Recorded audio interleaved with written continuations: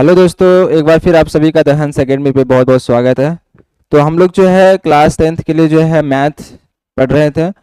और मैथ में हम लोग जो है पिछले कुछ वीडियोस में हम लोग अलजेब्रा चैप्टर पढ़े थे, जिसमें अलजेब्रा के जो भी चैप्टर आता है, जैसे बहुपद हो गया, दो चर वाले रैखिक समीकरण, द्विघात समीकरण, ठीक है। और इसके बाद जो है समांतर श्रेणी एपी, ये सब जो है चैप्टर हम लोग कंप्लीट किए हैं।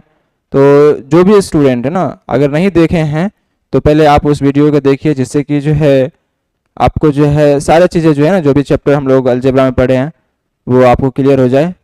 और फिर आज हम लोग जो है एक नए चैप्टर जो है चैप्टर नंबर फर्स्ट देख रहे हैं आप लोग स्क्रीन पे, वास्तविक संख्या, जिसको हम लोग बोलते हैं रियल नंबर, तो वो स्टार्ट करने वाले हैं। तो आ, तो देखिएगा जो है कहीं पे अगर कोई दिक्कत हो तो आपको जो है पूछिएगा और इसको जो है समझने की कोशिश करिएगा, ठीक है। ये बहुत इम्पोर्टेंट जो चैप्टर है। तो चलिए आज हम लोग इसका स्टार्ट करते हैं और देखते हैं इसमें हम लोग को क्या क्या पढ़ना होगा। तो वास्तविक संख्या है ना, जैसा कि आप लोग जो है पिछले क्लास में भी जो है पढ़े होंगे कई बार, क्लास 9th और 8 क्लास है ना, जो लोअर क्लास है उसमें भी आप लोग पढ़े होंगे।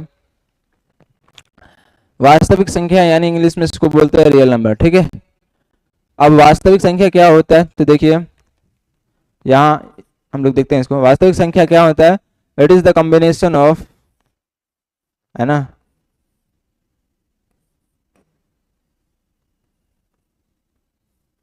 इसको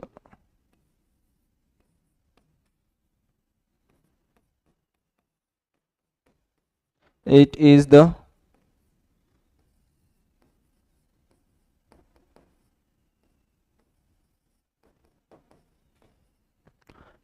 combination of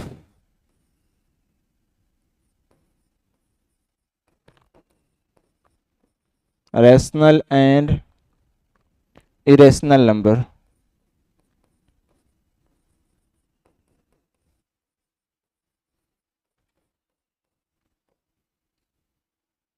ठीक है। इसका मतलब ये होता है कि ये जो वास्तविक संख्या है ना, वो रैशनल मतलब परिमेय संख्या, ठीक है, परिमेय संख्या, और इरेशनल मतलब होता है अपरिमेय संख्या। तो ये जो रैशनल रियल नंबर जो है वो रैशनल नंबर और इरेशनल नंबर मतलब परिमेय संख्या और अपरिमेय संख्या है, क्या है, एक कॉम्बिनेशन है, ठीक है, कॉम्बिनेशन है। ये क्या है? ये जो है आपको परिमेय संख्या और अपरिमेय संख्या का क्या है, एक कॉम्बिनेशन है। इसी को हम लोग क्या बोलते हैं? वास्तविक संख्या यानी रियल नंबर बोलते हैं, ठीक है। जैसे एग्जाम्पल में आप लोग देखे होंगे, ये थ्री क्या है? तो थ्री जो है एक रैशनल नंबर है। थ्री क्या है? एक रैशनल नंबर है। उसी तरह से आप लोग देखे होंगे -3, ये भी क्या है, एक रैशनल नंबर है। उसी तरह से आप लोग देखे होंगे 3/4, ये भी क्या है, एक रैशनल नंबर यानी परिमेय संख्या। क्लियर है? उसके बाद जो है आप लोग ये देखे होंगे -6/7, ये भी क्या है, एक रैशनल नंबर है, ठीक है। और etc, तो जितने भी नंबर हैं ये सब सारे इस फॉर्म में क्या है, रैशनल नंबर है यानी परिमेय संख्या है। उसके बाद आप लोग ये भी एग्जांपल देखे होंगे, है ना, ये एग्जांपल देखे होंगे, देखिए जरा, √3 कौन सा नंबर है? ये अपरिमेय संख्या है, ठीक है। ये क्या है? अपरिमेय संख्या यानी इरेशनल नंबर है। उसके बाद आप लोग देखे होंगे √3 + 1, ये भी क्या है, एक अपरिमेय संख्या, ठीक है। उसके बाद आप लोग देखे होंगे +√6 - 2, ये भी क्या है, एक अपरिमेय संख्या है ना, जो स्क्वायर रूट या फिर क्यूब रूट के फॉर्म में हो, तो वो सब सारे नंबर क्या कहलाते हैं, अपरिमेय संख्या, ठीक है। जिसको अभी हम लोग देखेंगे किस केस में जो है अपरिमेय संख्या बोलते हैं और किस केस में जो अपरिमेय संख्या नहीं बोलते हैं, ठीक है। तो इनको जो हम लोग देखने वाले हैं, देखिए, तो यही जो है वास्तविक संख्या का, अगर देखें आपसे पूछा जाए कि वास्तविक संख्या क्या क्या होता है, तो आप लोग सीधा से बताओगे it is the combination of rational और इरेशनल नंबर, ठीक है। कॉम्बिनेशन मतलब इसका जो है इसको बोल सकते हैं हम लोग मिक्सचर, है ना, या फिर कॉम्बिनेशन, ठीक है। परिमेय संख्या और अपरिमेय संख्या का कॉम्बिनेशन ही क्या कहलाता है, वास्तविक संख्या, ठीक है। एग्जाम्पल के तौर पे ये हो गया 3 हो गया, -3, 3/4, 6/7, √3, उसके बाद √3 + 1, ये सब सारे किस चीज के एग्जाम्पल है, वास्तविक संख्या है ना, रियल नंबर के एग्जाम्पल है। अब इसके बारे में हम लोग परिमेय संख्या के बारे में पढ़ते हैं। परिमेय संख्या की चर्चा हम लोग किए हैं, तो इसके बारे में पढ़ते हैं। परिमेय संख्या, ठीक है, जिसको इंग्लिश में बोलते हैं रैशनल नंबर, ठीक है। तो देखिए रैशनल नंबर क्या होता है, a number which is written in the form of p/q, है ना, ऐसी संख्या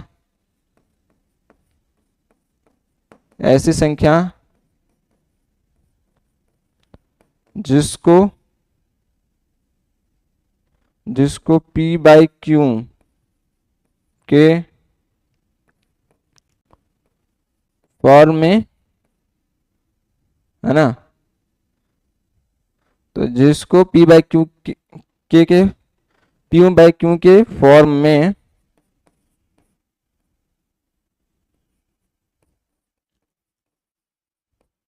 लिखा जाए, ठीक है, ऐसा संख्या जिसको p/q के फॉर्म में लिखा जाए जहां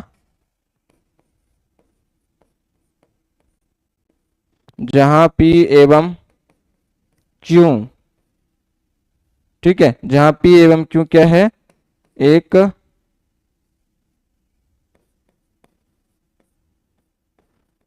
पूर्णांक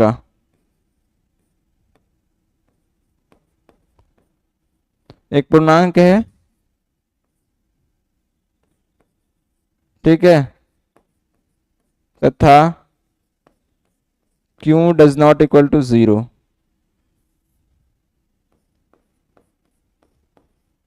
ठीक है, q जो है वो 0 के बराबर नहीं है। मतलब परिमेय संख्या ऐसा नंबर है जिसको हम लोग इस फॉर्म में लिख सकते हैं, ठीक है, और साथ ही साथ ये जो p होना चाहिए वो क्या होना चाहिए, एक पूर्णांक होना चाहिए, और q जो है वो 0 नहीं होना चाहिए।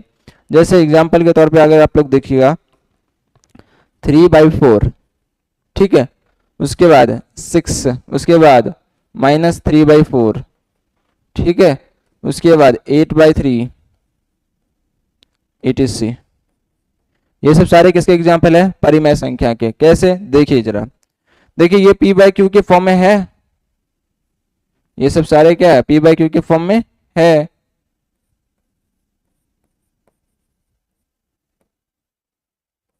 ना। जहां पे देखिए p और q दोनों क्या होना चाहिए, पूर्णांक। पूर्णांक आप लोग जानते होंगे, पूर्णांक क्या होता है ना, पूर्णांक होता है ऑल नेगेटिव और पॉजिटिव नंबर इंक्लूडेड विथ 0, मतलब जो है जितने भी, है ना, पूर्णांक होता है कि जैसे कि जितने भी नेगेटिव नंबर होते हैं, -3, -2, -1, है ना, तो ऋणात्मक और धनात्मक संख्या और +0, ये सब सारे क्या होते हैं, सारे जो है वो पूर्णांक होते हैं, ठीक है। तो देखिए 3 और 4 क्या है, एक पूर्णांक है। उसके बाद आप देख लीजिए ये 6, है ना, 6 भी क्या है, एक पूर्णांक है। आप बोलिएगा कि ये p/q के फॉर्म में नहीं है, तो देखिए है, कैसे है, तो इसको आप कुछ नहीं होता है, नीचे तो कितना होता है, 1 होता है, तो ये 1 लिख देंगे, तो देखिए ये 6/1 बन गया, ठीक है, और 6/1 भी क्या है, p/q के फॉर्म में है कि नहीं, तो p भी क्या है, एक पूर्णांक है, और 1 भी क्या है, पूर्णांक है, और दूसरी बात है कि q जो है वो 0 नहीं होना चाहिए, तो ये भी सेटिस्फाई कर रहा है इसको, क्लियर है। उसी तरह से -3/4 भी क्या है, एक परिमेय संख्या है, क्यों, क्योंकि जो -3 भी क्या है, एक पूर्णांक है, और 4 भी क्या है, एक पूर्णांक है, क्लियर है यहाँ तक। उसके बाद आप देख लीजिए 8/3, ये भी पूर्णांक, ये भी पूर्णांक, ये सब सारे। तो यहाँ से ये निकला कि जिसको हम लोग p/q के फॉर्म में लिख सकते हैं, और p और q जो है वो पूर्णांक होना चाहिए, q अगर 0 नहीं है तो वो क्या होगा, परिमेय संख्या हो जाएगा, ठीक है। तो ये परिमेय संख्या होता है। उसके बाद पूर्णांक का भी हम लोग चर्चा किए, डिस्कस किए कि पूर्णांक क्या होता है, तो धनात्मक संख्या और ऋणात्मक संख्या ना, धनात्मक संख्या, ऋणात्मक संख्या और उसके साथ 0, ये जो नंबर होता है वो क्या होता है, पूर्णांक होता है, ठीक है। उसके बाद आगे हम लोग बढ़ते हैं। देखिए एक होता है पूर्ण संख्या, ठीक है, उससे पहले जो प्राकृत संख्या है इसको देख लीजिए।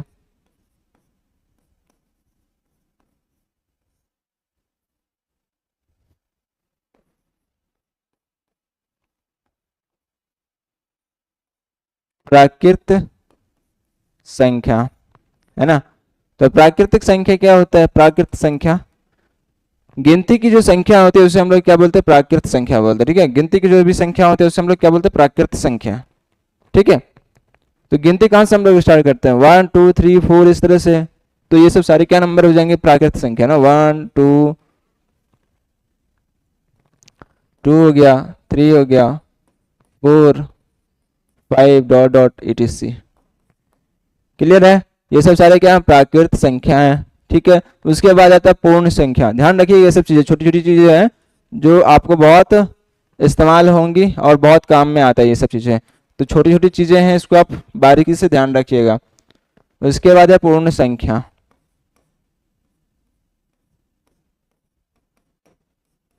ठीक है, जिसको इंग्लिश में बोलते हैं होल नंबर। तो देखिए क्या होता है? Counting number included with zero, है ना। जो काउंटिंग नंबर होता है जिसको हम लोग क्या बोलते हैं? प्राकृत संख्या। अब प्राकृत संख्या में अगर आप जीरो मिला लेते हैं, प्राकृत संख्या में आप जीरो मिला लेते हैं, वही क्या होता है?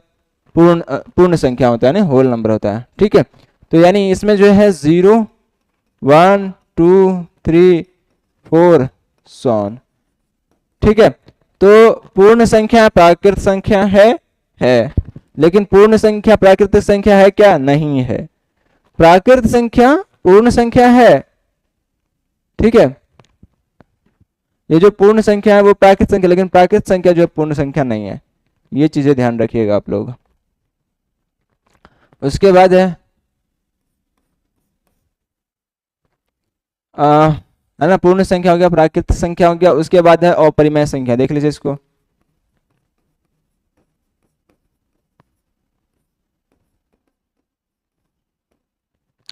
इरेशनल नंबर, ये क्या होता है? तो ऐसा नंबर जिसको p बाय क्यू के फॉर्म में नहीं लिखा जा सकता है ना। ऐसा संख्या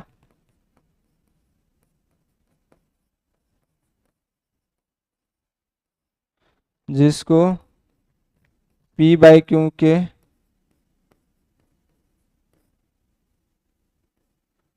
रूप में नहीं लिखा जाता है।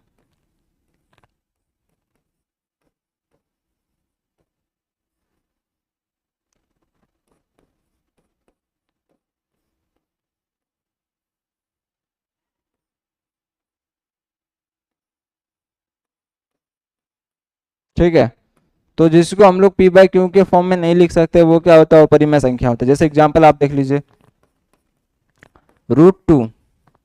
√2 को हम लोग p बाय क्यू के फॉर्म में लिख सकते हैं? नहीं। देखिए क्यों नहीं? मान लीजिए √2 के नीचे आप एक लिख भी दिए, तो अब ये क्या होना चाहिए? p और q दोनों पूर्णांक होना चाहिए, लेकिन √2 क्या पूर्णांक होता है? नहीं होता है। ठीक है, इसीलिए ये क्या है? अपरिमेय संख्या। उसी तरह से √3 हो गया, ये अपरिमेय संख्या हो गया। √5 ये भी क्या होता है? एक अपरिमेय संख्या होता है ना। √5 भी क्या है? एक अपरिमेय संख्या। उसके बाद आप देख लेंगे √3 + 1 ये भी क्या है? एक अपरिमेय संख्या है। क्लियर है यहाँ तक? ये सब सारी चीजें। तो ये सब जो छोटी छोटी टर्म था, टर्मिनोलॉजी था, जिसको समझना जरूरी था, तो इसीलिए हम लोग जो उनको डिस्कस किए। अब इसके बाद आगे हम लोग जो चैप्टर पे बढ़ते हैं, वो है कौन से क्या पढ़ना है, देखते हैं जरा हम लोग उसको। ठीक है, देखिए इसमें आप लोग डिविजिबिलिटी रूल पढ़े होंगे। डिविजिबिलिटी रूल पढ़े होंगे। डिविजिबिलिटी रूल में क्या होता है? जैसे कि अगर आप लोग 2 का डिविजिबिलिटी रूल पढ़े होंगे, 2 का भाजक नियम, है ना।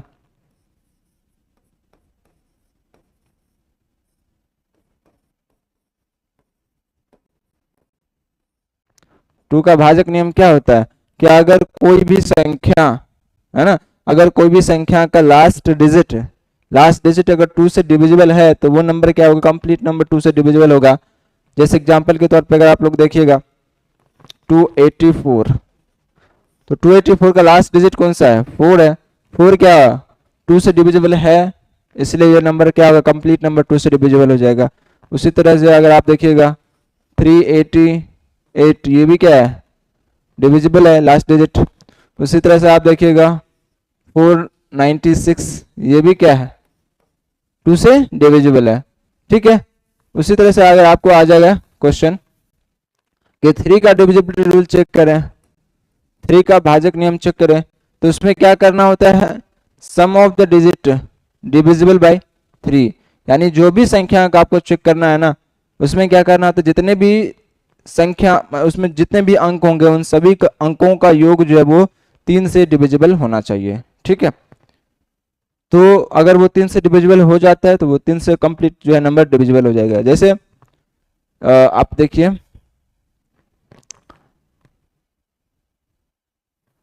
जैसे हो गया आपको 1343,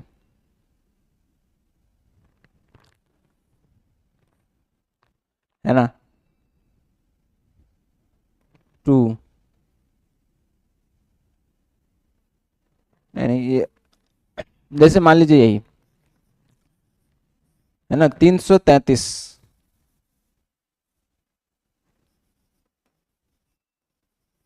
ये नंबर है 333, ये नंबर क्या 3 से डिविजिबल है। तो देखिए इसको चेक करें क्या तरीका है कि सभी नंबर जो भी डिजिट है ना उन सभी को ऐड कीजिए। तो ये देखिए 3 और 3 कितना हो गया, 9 हो गया। 9 को आप 3 से डिवाइड कर लीजिए, देखिए 3 से डिविजिबल है कि नहीं, इसीलिए नंबर क्या होगा, 3 से डिविजिबल होगा, है ना, ये कंप्लीट नंबर जो है 3 से डिविजिबल होगा। उसी तरह से आप दूसरा नंबर लेके जो है चेक कर सकते हैं। जैसे आप एग्जांपल ले लीजिए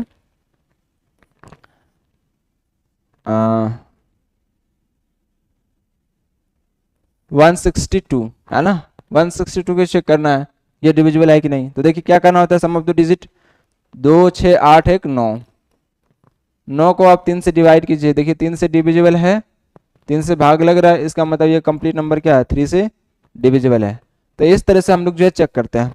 और भी इसके डिविजिबिलिटी रूल होते हैं ना, 2 का होता है, 3 का होता है, उसके बाद 4 का होता है ना, उसके बाद 5 का होता है, उसके बाद 6 का होता है। इस तरह से जो है आप लोग पढ़े होंगे किस तरह से चेक किया जाता है। तो ये सब जो है कुछ छोटी छोटी चीज़ें हैं जो आपको, है ना, आना चाहिए। उसके बाद जो है इसमें पढ़ना होता है यूक्लिड का लेमा, जो आपके लिए नया होगा, ठीक है। ये सब चीज़ें जो अभी हम लोग डिस्कस किए हैं इसको जो है आप पहले भी पढ़ चुके होंगे। तो अब जो है इस चैप्टर में जो पढ़ना है आपके लिए जो नया होगा वो है यूक्लिड का लेमा, ठीक है।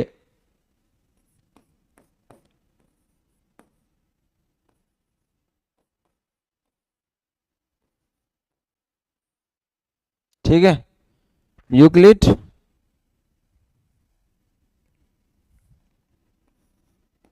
यूक्लिड का लेमा,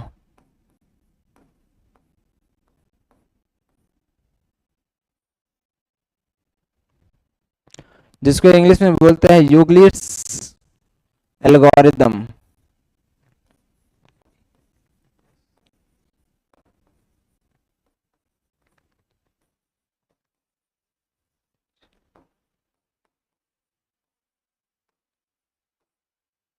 ठीक है,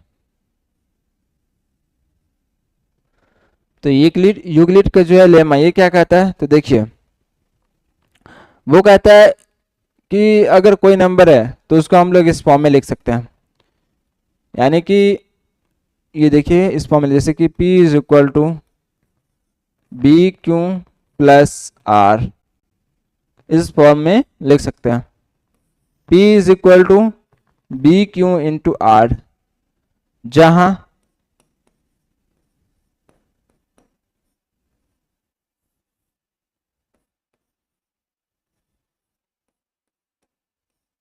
जहां आर जो होना चाहिए,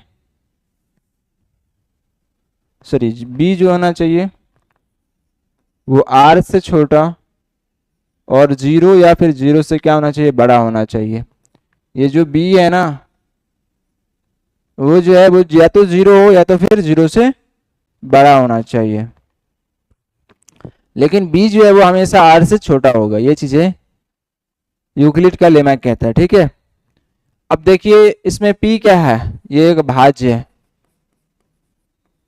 ठीक है। और ये क्या है, भाजक या फिर गुणनफल बोल दीजिए।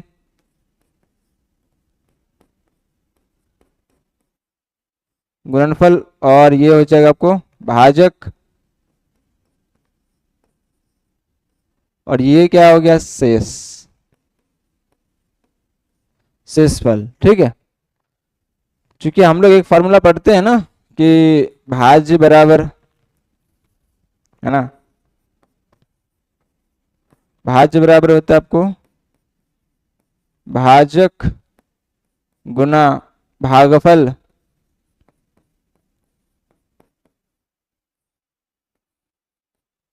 प्लस शेषफल, ये होता है, पढ़े होंगे आप लोग। ठीक है, तो उन्हीं को ये इस्तेमाल करके जो है ये फॉर्मूला दिया है।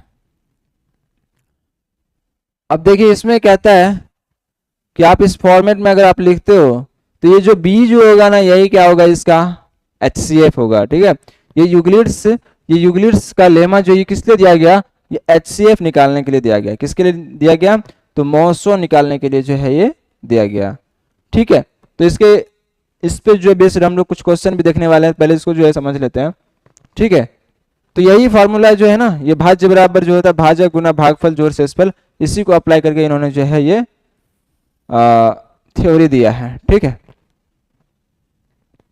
ये चीजें आप लोग ध्यान रखिएगा ना। यूक्लिड्स का जो लेमा वो क्या होता है, P is equal to b q plus r, where B is equal to, where B जो है less than R and greater than or equal to 0। ये चीजें क्लियर है।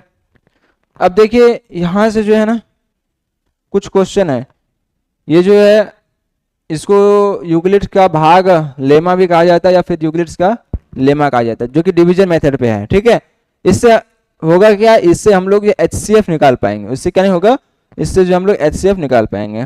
ठीक है, जैसे आप देखिए यहाँ पे एक है जैसे कि 36। ठीक है, 36 है, आपको जो है इसमें भाग देना है। ठीक है, और बताना है इसमें जो है B क्यों R इस तरह से जो है क्या होगा। लेकिन इस पे जो हम लोग एक क्वेश्चन देखते हैं,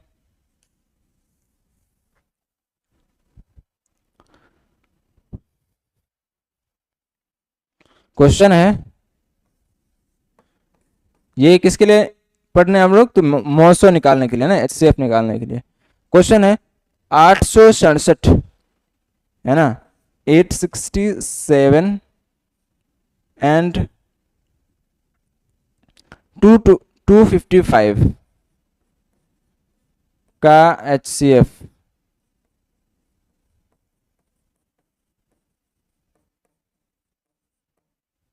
ठीक है, अब देखिए 867 और 255 का निकालना है आपको, HCF निकालना है, और वो भी यूक्लिड्स भाग मेथड का इस्तेमाल करके। ठीक है, यूक्लिड लेमा का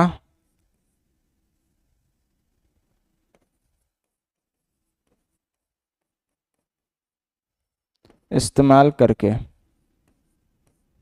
ठीक है, तो इनका और इनका क्या निकालना है आपको, HCF। चूंकि HCF निकालने के कई सारे मेथड होते हैं, है ना, एक तो गुणनखंड विधि होता है, एक होता है आपको ट्री मेथड होता है ना, वृक्ष विधि, उसके बाद ये जो है एक यूक्लिड का मेथड। ठीक है, तो किसी भी तरीके से जो है आप निकाल सकते हैं, बट इस क्वेश्चन में बोला गया कि आपको यूक्लिड लेमा का इस्तेमाल करके बताना है। क्यों, क्योंकि जो हम लोग अभी ये पढ़े हैं। ठीक है, यूक्लिड लेमा। तो देखिए इसको हम लोग कैसे अप्लाई करते हैं और कैसे बताएंगे इसमें। तो देखिए इसमें क्या कहता है कि आप जो बड़ा नंबर है ना उसको आप भाज्य मान लो। कितना मान लो, भाज्य मान लो बड़ा नंबर। तो बड़ा नंबर कितना, 867, और ये हो जाएगा भाजक। जो छोटा वाला नंबर होगा वो क्या होगा, भाजक होगा। ठीक है, तो देखिए ये भाजक हो गया 255। अब देखिए 255 में अगर हम लोग कितना से गुना करें कि इसके आसपास आ जाए, इसके आसपास मतलब डिवाइड करना होता है बेसिकली। ये क्या होता है, एक भाग मेथड है, इसलिए इसका दूसरा नाम भी होता है यूक्लिड्स भाग, है ना, यूक्लिड्स भाग लेमा या फिर यूक्लिड भाग विधि बोलते हैं, एक ही बात है, क्योंकि ये भाग मेथड के लिए इस्तेमाल होता है। डिवीजन मेथड, ठीक है। तो इसको जो है हम लोग कितना से गुना कर रहे हैं कि इसके आसपास पहुंच जाए। देखिए अगर हम लोग इसको 3 से मल्टीप्लाई करते हैं, 3 से मल्टीप्लाई करते हैं तो ये हो जाएगा आपको 765। कितना आ जाएगा 765। अगर इसको हम लोग 4 से मल्टीप्लाई कर देते हैं तो ये 867 से ज़्यादा हो जाएगा। कितना हो जाएगा 867 से ज़्यादा हो जाएगा। तो हम लोग क्या करेंगे, इसको जो है इससे ज़्यादा नहीं होना चाहिए, है ना, और इसके आसपास होना चाहिए। तो कितना से मल्टीप्लाई करेंगे 3 से मल्टीप्लाई करते हैं, 3 से मल्टीप्लाई करेंगे 255 को। उसके बाद जो बच जाएगा रिमाइंडर, शेष बच जाएगा, ये हम लोग यहाँ पे लिखते हैं क्योंकि ये शेषफल ही होता है ना, इसलिए। तो देखिए यहाँ पे इसको गुना करते हैं तो ये कितना हो जाएगा 765 हो जाता है। अब 867 में से अगर आप 765 माइनस करोगे कितना आएगा, ये देखिए 102, ये लिख दिया, ठीक है।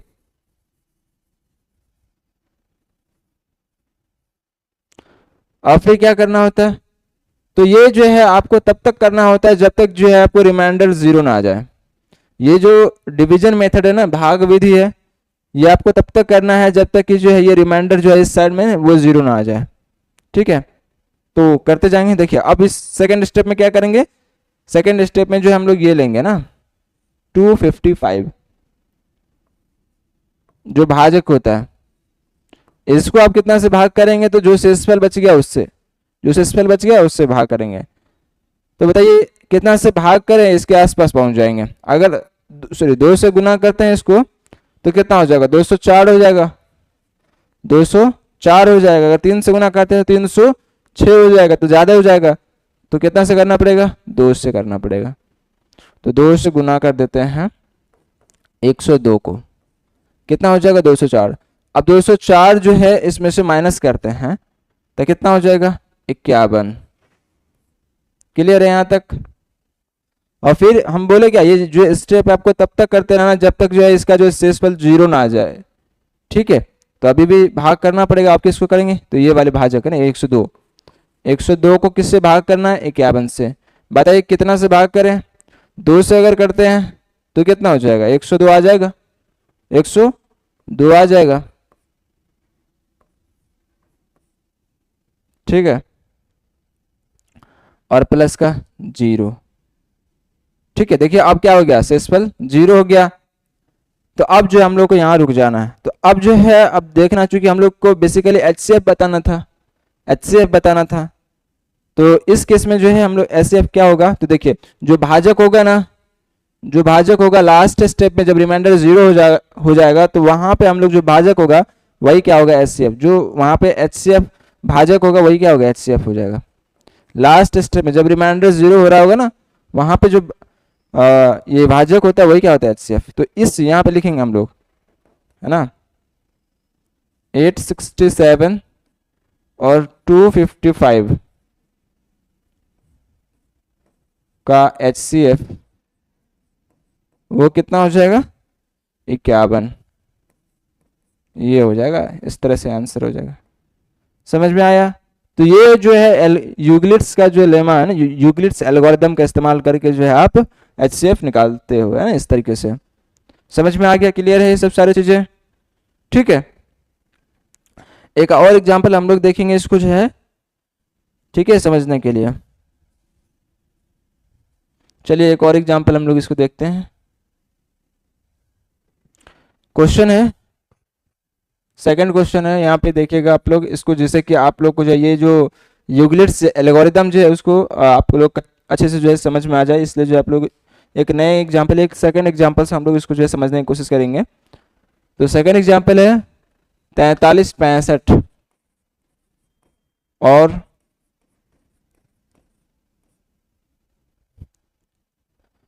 72450, 72450 का HCF, ठीक है। 4365 और 72450 का HCF निकालें। और कौन से मेथड से इस्तेमाल करके, यूक्लिड्स एल्गोरिथम का इस्तेमाल करके, ठीक है। तो देखिए यूक्लिड्स एल्गोरिथम लगाना है तो सबसे पहले हम लोग को क्या देखना होता है, सबसे बड़ा नंबर, तो ये सबसे बड़ा नंबर है, उसको डिवाइड करना होता है उसमें जो छोटे नंबर होता है उससे। ठीक है चलिए करते हैं।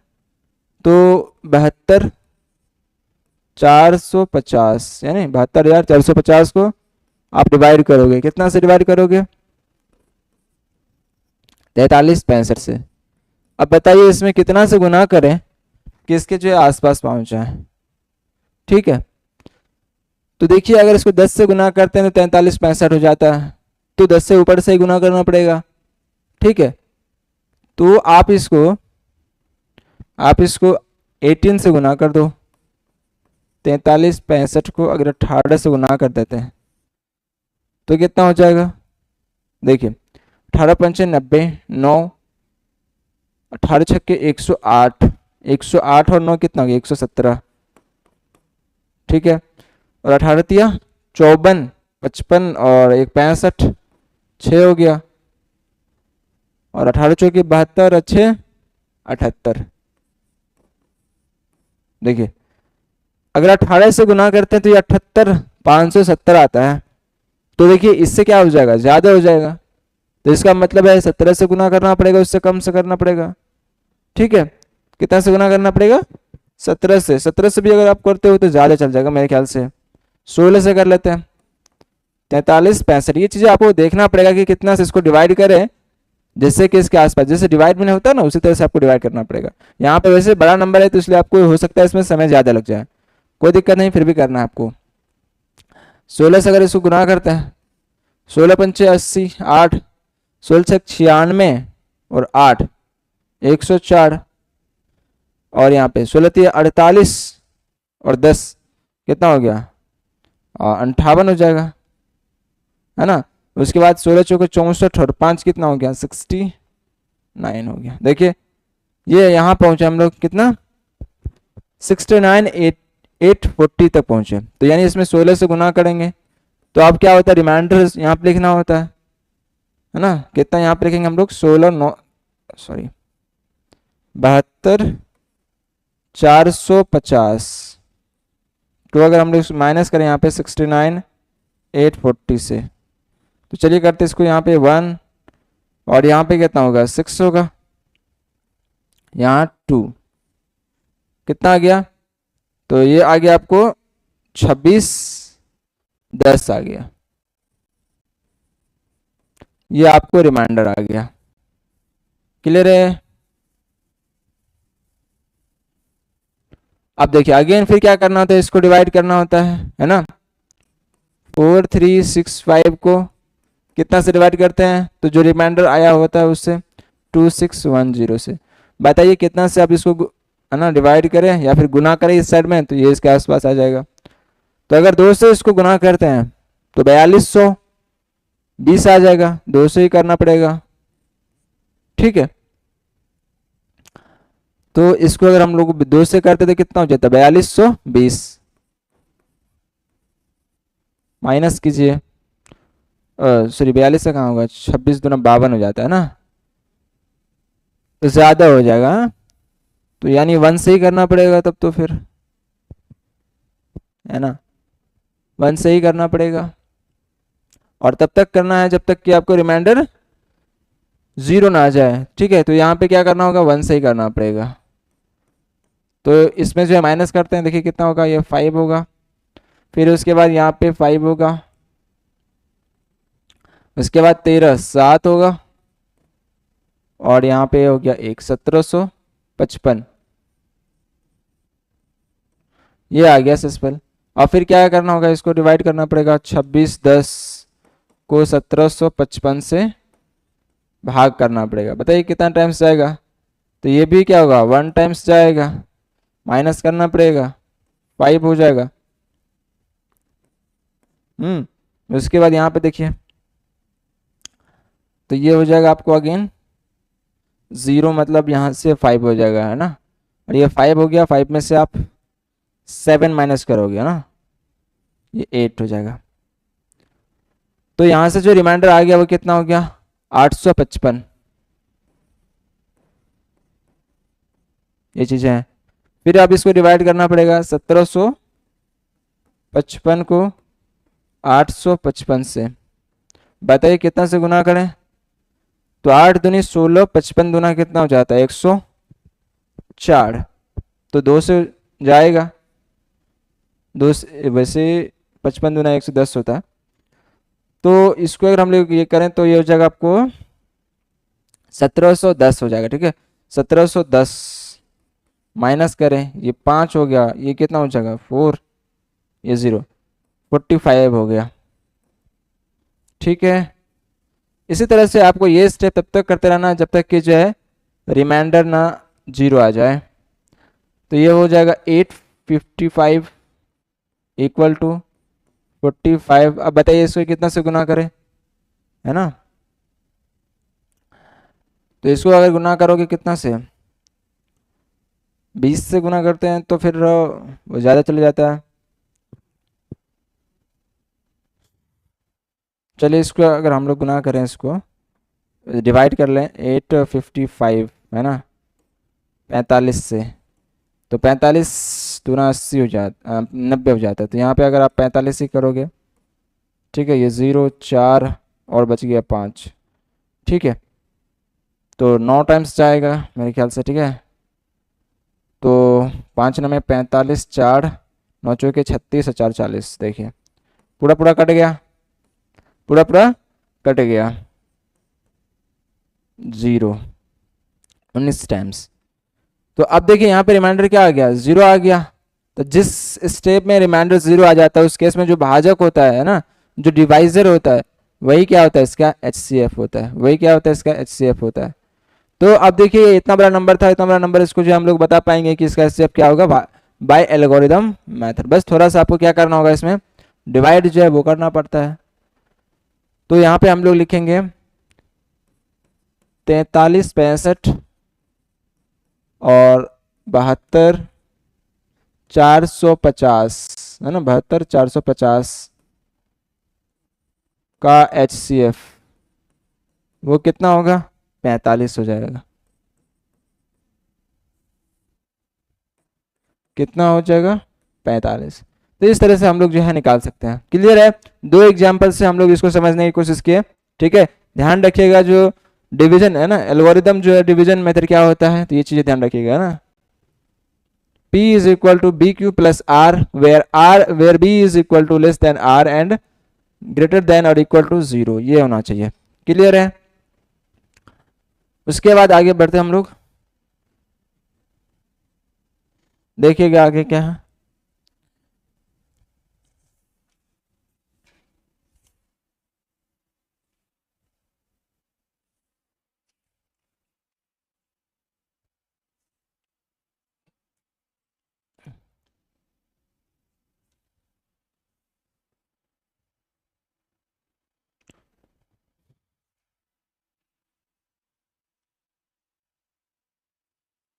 बेसिकली इसमें आपको HCF और LCM करने के लिए ही सीखना पड़ता है। ठीक है, ये जो चैप्टर है। तो अब देखिए ये जो हम लोग एक मेथड जो HCF निकालने का यूक्लिड एल्गोरिदम का इस्तेमाल करके जो हम लोग देखे हैं। अब जो दूसरा मेथड है वो हम लोग इसको डिस्कस कर लेते हैं। दूसरा मेथड है बाय फैक्टराइजेशन मेथड। ठीक है, तो आप फैक्टराइजेशन मेथड से भी आप HCF निकाल सकते हो। ठीक है, जैसे आपको एग्जांपल है ना, यहाँ पे लिख देते हैं हम लोग फैक्टराइजेशन मेथड।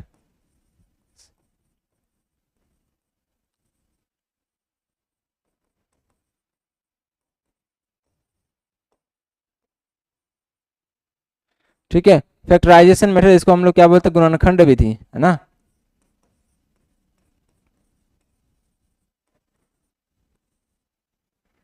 गुणनखंड विधि। ठीक है, तो गुणनखंड विधि से हम लोग जो है HCF निकालने के लिए सीखेंगे। देखिए क्या होता है, कैसे कैसे होता है इसमें, है ना, कैसे क्या करना पड़ता है।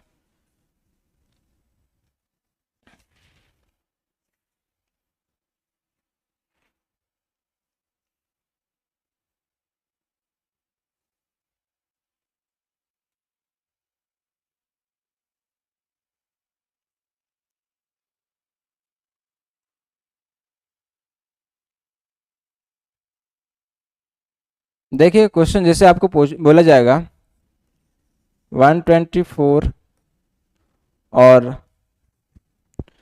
140 है ना, 124 और 140 का आप जो है HCF निकालो, ठीक है। 124 और 140 का HCF निकालो बाय गुणनखंड विधि, है ना, बाय फैक्टराइजेशन मेथड। तो कैसे करेंगे, तो पहले इन दोनों का हम लोग क्या करते हैं, अभाज्य गुणनखंड करते हैं, ठीक है।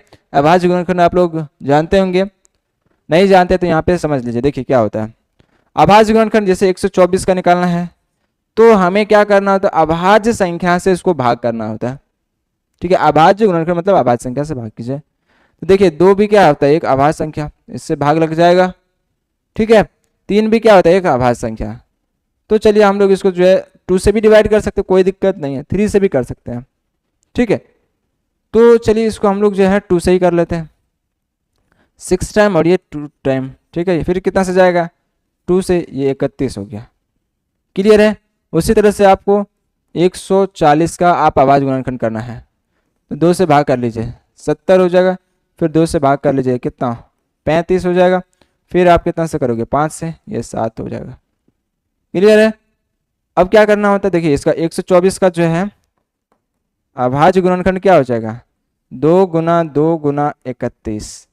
तो इसको हम लोग लिखते हैं कितना, 2 की पावर में 2 गुना 31, क्लियर। उसी तरह से अब 140 है, 140 को आप कितना लिखिएगा, 2 गुना 2 और गुना 5 और गुना 7, इसको पावर फॉर्म में लिख लीजिए आप, है ना। तो कितना होगा, 2 की पावर में 2 गुना 5 और गुना 7, क्लियर है। अब आपसे पूछा जाए, इतना करने के बाद जो है अब आप निकाल सकते हो इसका जो है HCF निकाल सकते हो बाय फैक्टराइजेशन यानी गुणनखंड विधि से, ठीक है। तो कैसे निकालेंगे, तो देखिए HCF कहता है गुणनखंड विधि में कि हाईएस्ट पावर, है ना, HCF का फुल फॉर्म क्या होता है, HCF हाईएस्ट कॉमन फैक्टर, ठीक है। HCF का फुल फॉर्म क्या होता है, हाईएस्ट कॉमन फैक्टर। जो फैक्टर है ना उन सब में क्या होना चाहिए, हाईएस्ट होना चाहिए और साथ में कॉमन होना चाहिए, है ना। तो ये हम लोग देखिए फैक्टर निकाले हैं, फैक्टर में क्या होना चाहिए, दोनों में जो कॉमन हो और हाईएस्ट हो, कॉमन हो और हाईएस्ट हो। तो देखिए ये 2 की पावर 2 और ये 2 की पावर 2 दोनों में कॉमन है और यही दोनों क्या है, हाईएस्ट है। तो ये लेंगे हम लोग, तो यहाँ पे HCF बराबर क्या हो जाएगा, और देखिए दूसरा तो कोई कॉमन नहीं है, इसलिए जो है इसका क्या होगा, 2 की पावर 2 यानी 4, इसका क्या हो जाएगा, HCF हो जाएगा। यानी 4 से आप देखिएगा तो ये दोनों नंबर क्या हो जाएगा, डिवाइड कीजिएगा तो डिविजिबल हो जाएगा। समझ में आया। तो इस तरह से जो आप गुणनखंड विधि से आप निकाल सकते हो HCF यानी मॉसो, HCF यानी मॉसो, ठीक है। इस तरह से निकाल सकते हो। चलिए एक और एग्जांपल हम लोग इसको समझने की कोशिश करेंगे, एक और एग्जांपल लेते हैं, उसको समझने की कोशिश करते हैं। तो देखिए क्वेश्चन है आपको कि 17 और 25, है ना, कि 17 और 25 का आप HCF निकालो, 17 और 25 का HCF निकालो बाय गुणनखंड विधि, है ना। गुणनखंड विधि का इस्तेमाल करके आपको जो 17 और 25 का निकालना है आपको HCF, ठीक है। तो कैसे निकालेंगे, दोनों का सबसे पहले हम लोग को क्या करना होता है, अभाज्य गुणनखंड निकालना होता है। तो देखिए 17 का निकालें, तो 17 बताइए कौन से ऐसे संख्या जिससे भाग लगता है, तो 17 जो है वो 17 से ही कटता है, तो 17 से भाग करना पड़ेगा हमको, ये हो गया। फिर 25 को देखिए, तो 25 का अगर निकाले तो 5 से भाग करे, होगा 5 25, ठीक है। अब देखिए इसका हम लोग गुणनखंड लिखेंगे, 17 का क्या होगा, 17 गुना 1 का, और फिर यहाँ से 25 का, 25 का क्या अभाज्य गुणनखंड है, 5 गुना 5, ठीक है।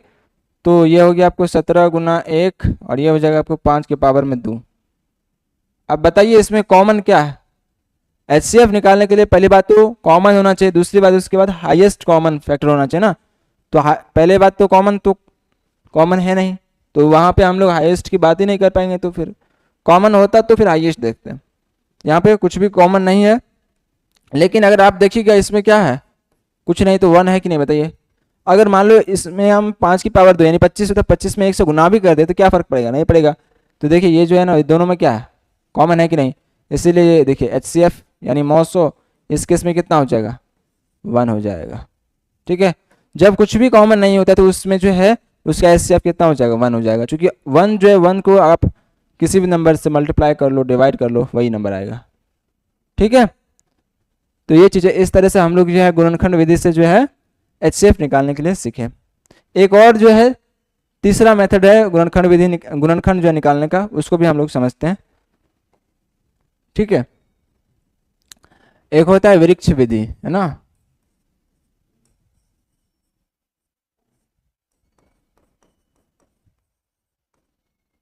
वृक्ष विधि है ना,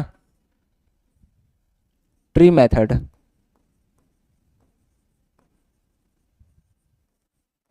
टू फाइंड HCF। ठीक है, तो HCF निकालने का जो है एक ट्री मेथड भी होता है, उसको हम लोग देखेंगे। ठीक है, देखिए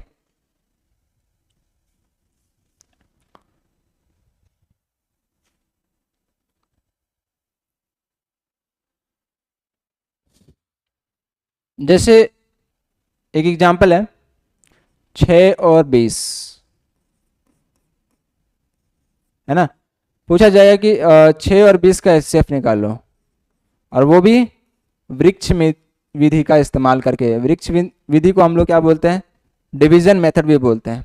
ठीक है, यानी भाग विधि भी बोलते हैं इसको, वृक्ष विधि, वृक्ष या भाग विधि। ठीक है, तो इसको हम लोग जो है ना वृक्ष विधि को भाग विधि के नाम से भी जानते हैं, कोई दिक्कत नहीं है। तो देखिए इसमें क्या करना होता है, ये जो नंबर है ना 20, इसको आप क्या करोगे, फैक्टर, इसका जो है फैक्टर निकालेंगे ना। तो यहाँ से जो है पहले आप 6 से इस तरह से डिवाइड करते हो।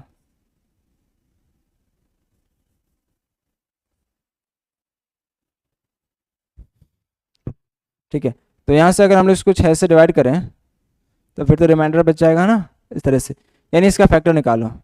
तो अगर 2 से डिवाइड करते हैं तो देखिए क्या होगा, 10 हो जाएगा। फिर 10 को आप 2 से डिवाइड कीजिए, 5, फिर 5 को आप कितना से डिवाइड करेंगे, तब तो फिर तो 5 ही से करना पड़ेगा, तो ये हो गया 1, इस तरह से। और फिर उसके बाद जो है मतलब समझिए कि एक तरह से गुणनखंड विधि ही होता है। ठीक है, गुणनखंड विधि ही होता है।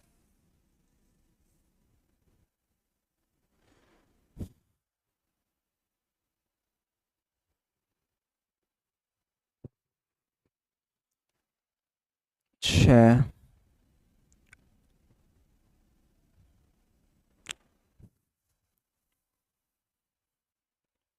चलिए इसको हम लोग ऐसे करते हैं, इसको सॉल्व, है ना। वृक्ष विधि को समझते हैं, देखिए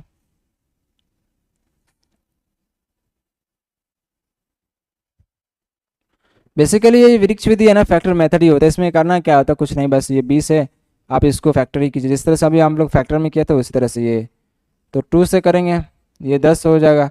फिर 10 को 2 से डिवाइड करेंगे तो ये 5 हो जाएगा। ठीक है, आप 5 को फिर तो 5 से ही करना पड़ेगा डिवाइड, तो ये हो जाएगा 1। उसी तरह से आप 6 को कर लीजिए, तो यहाँ से 2 से डिवाइड करेंगे, ये 3 हो जाएगा। और फिर 3 को आप क्या करोगे, 3 से डिवाइड करोगे, ये 1 हो जाएगा। अब इस तरह से इसका क्या करना होता है, फैक्टर करना होता है ना। तो 20 बराबर ये कितना हो जाएगा, 2 गुना 2 गुना 5 गुना 1, और यहाँ पे 6 बराबर कितना हो जाएगा, 2 गुना 3 गुना 1। ठीक है, तो आप देखिए इसमें जो है कॉमन, इसमें कॉमन क्या है, ये देखिए ये है कॉमन, ये है कॉमन, क्लियर है।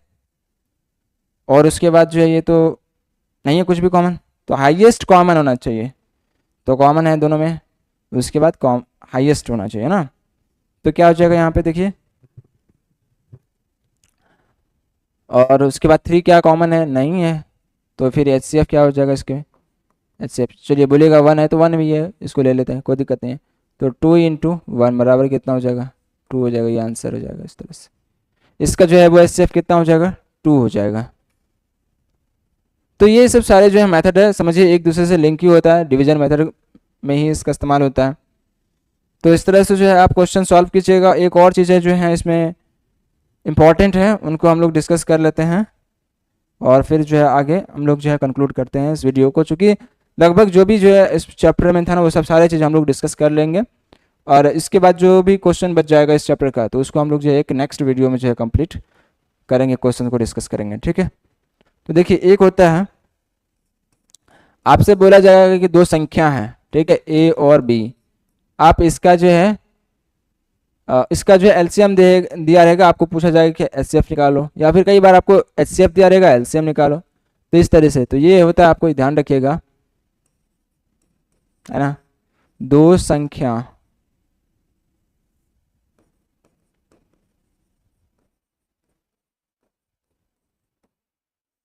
संख्याओं का गुणनफल,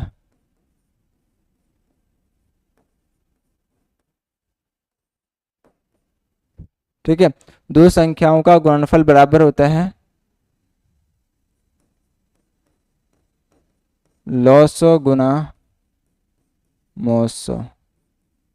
ठीक है, तो दो संख्या अगर मान लीजिए है उसका अगर आपको लॉसो और मोसो दिया गया है तो आप इसके लिए जो है ये आइडेंटिटी का इस्तेमाल कर सकते हैं। ठीक है, ये रिलेशन का इस्तेमाल कर सकते हैं। जैसे मान लीजिए आपको, है ना, दो संख्या ए और बी मालूम है, दो संख्या ए और बी दिया गया जिसका आपको ये रिलेशन बताना है या फिर ऐसे बताना, जैसे कि यहाँ पे देखिए ए एंड बी। ठीक है, तो इसके लिए हम लोग क्या लिखेंगे, इसके लिए लिखेंगे हम लोग ए गुना बी बराबर एलसीएम ऑफ ए गुना b into HCF of a into b, है ना, ये चीज़ें लिखते हैं।